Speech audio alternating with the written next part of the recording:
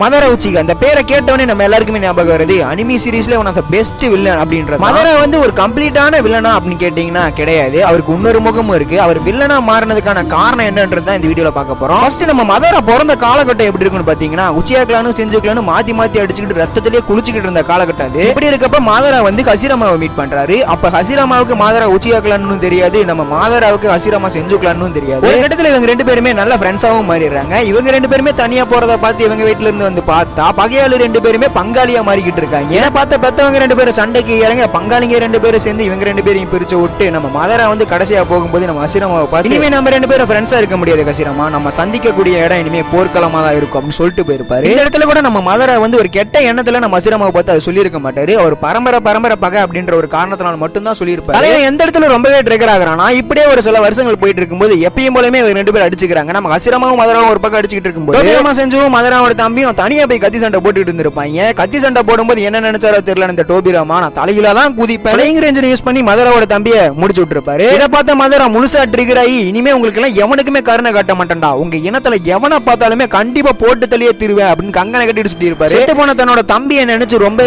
வருத்தப்பட்டு அவனோட கண்ணை எடுத்து இவர் இம்ப்ளிமெண்ட் பண்ணிட்டு கொடூரமான பவரோட கொலவெறியோட கிளம்புறாரு அடுத்த பேட்டிலுக்கு நம்ம மதரா. என்னன்னா மதரா இந்த அளவுக்கு கொடூரமான பவரை வச்சுக்கிட்டு சண்டைக்கு போயிருந்தாலும் நம்ம ஹசிராமா கையால ஒரு இடத்துல டிஃபீட் ஆகிறாரு. நம்ம டோபிராமா குறுக்க இந்த கௌசிக் வந்தா அப்படின்ற மாதிரி கத்தி எடுத்துட்டு வந்து நம்ம மதராவை கொல்ல பாரு அப்படின்னு இதை கேட்ட ஹசிராமா ரொம்பவே ட்ரிகர் ஆகி டோபிராமா ஒழுங்கு மரியாதை இந்த இடத்த விட்டு ஓடிரு, உங்களோட சுண்டு விரல் கூட அவன் மேல படக்கூடாதுன்னு இருப்பாரு. இதுக்கு மதராவும் இப்பவே உன் கையால என்ன கொன்று ஹசிராமா, இல்லைன்னா திரும்பி வந்து நான் உங்க எல்லாரையுமே கொல்லுவேன், அதுலயும் குறிப்பா உன்னோட தம்பியை நான் கொல்லாம விட மாட்டேன் அப்படின்னு சொல்லி இருப்பாரு. உடனே ஹசிராமாவும் மதராவை பார்த்து நீ சமாதானமா போகணும்னா நான் என்ன பண்ணணும் மதரா அப்படின்னு கேட்டு இருப்பாரு. அதுக்கு நம்ம மதராவும் ஹசிராமாவை பார்த்து உன்னோட தம்பியோட உயிரை எனக்கு கொடுத்துரு, என்னோட தம்பியோட சாவுக்கு நான் ரிவெஞ்ச் எடுத்த மாதிரி அப்படின்னு சொல்லி இருப்பாரு. அதுக்கு நம்ம ஹசிராமாவும் என்னதான் இருந்தாலும் அவனோட தம்பி, அவனோட உயிரை வந்து என்னால கொடுக்க முடியாது, உனக்கு தேவை ரிவெஞ்ச் தானே, என்னோட உயிரை எடுத்துக்கோ அப்படின்னு அவரோட கத்தி எடுத்து அவரே குத்திக்க போயிருப்பாரு. அப்ப நம்ம மதராவும் மனசு மாறி நம்ம ஹசிராமாவை தடுத்திருப்பாரு. ரொம்ப நல்ல ஹசிராமா அப்படின்னு சொல்லிட்டு இவங்க ரெண்டு பேருமே மறுபடியும் சேர்ந்து தான் லீஃப் வில்லேஜே கிரியேட் பண்ணியிருந்திருப்பாங்க. இவங்க ரெண்டு பேருமே சேர்ந்து தான் எல்லா கிளானையுமே சேர்த்து ஒரே வில்லேஜா மாத்தி வச்சிருந்திருப்பாங்க. நம்ம ஹசிராமா என்ன பண்றாருன்னா வில்லேஜை லீட் பண்றதுக்காக ஒரு ஹெட் வேணும்ல, அதுக்காக நம்ம மதரா வந்து ஹொகேகேவா போடலாம் அப்படின்னு பிளான் பண்ணி இருந்திருப்பாரு. இதை வந்து நம்ம டோபிராமா கிட்டையும் மதரா கிட்டையுமே சொல்லி இருந்திருப்பாரு. இப்பதான் நம்ம டோபிராமா கிறுக்குத்தனமான ஒரு வேலையை செய்யறோம். என்ன இருந்தாலும் ஒரு உச்சிகா கிளான் மெம்பர் வந்து நம்மளுக்கு லீடரா இருக்கிறத என்னால ஏத்துக்க முடியாது,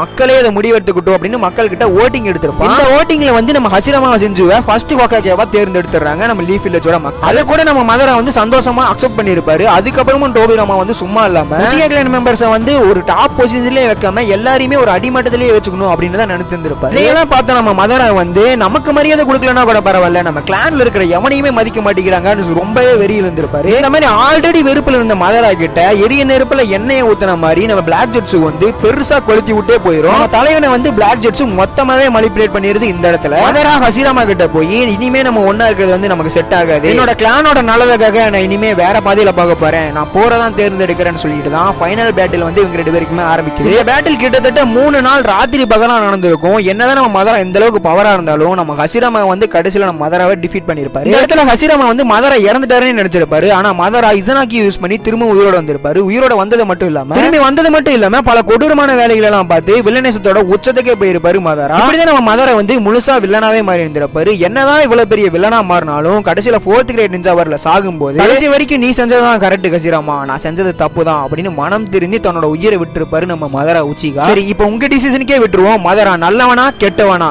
மறக்காம கமெண்ட் பண்ணுங்க. மதரா மட்டும் தான் இப்படியா அப்படின்னு கேட்டீங்கன்னா இல்ல, நம்ம நருட்டோ சீரிஸ்ல இருக்கிற முக்காவாசி வில்லனுங்க வந்து இப்படிதான் இருந்திருப்பாங்க. அவங்க போன பாதை வேணா தப்பா இருந்திருக்கலாம், ஆனா அவங்களோட நோக்கமும் அவங்களோட மனசும் வந்து ரொம்பவே சுத்தமா தான் இருந்திருக்கும். அப்படிப்பட்ட அவங்களோட லைஃப் ஸ்டோரி வந்து நீங்க தெரிஞ்சுக்கணும்னா யாரை பத்தி போடலான்னு மறக்காம கமெண்ட் பண்ணுங்க. யாருக்கு அதிக லைக் வருதோ அவங்கள பத்தி நாங்க அடுத்த வீடியோல போடுறோம். அது சரி எத்தனை நாளா எங்கடா போன வீடியோ போடல பைத்தியக்காரா அப்படின்னு கேட்கறது வந்து எனக்கு புரியுது. அதுக்கு காரணம் காலேஜ் எங்களோட கையை கட்டி போட்டுருச்சு, அதுவும் எக்ஸாம்ங்கிற முடிச்சு. இதுக்கு மேல தொடர்ந்து நம்ம சேனல்ல வீடியோ வந்துகிட்டே தான் இருக்கும். உங்களோட சப்போர்ட்டை மறக்காம எங்களுக்கு கொடுத்துக்கிட்டே இருங்க. நீங்க கொடுப்பீங்கன்னு எங்களுக்கு தெரியும். எங்களோட ஆசைக்காக கீழே இருக்கிற சிவப்பு கலர் பட்டனை தட்டி விட்டு அப்படியே ஒரு லைக்கை போட்டு விட்டு போயிருங்க.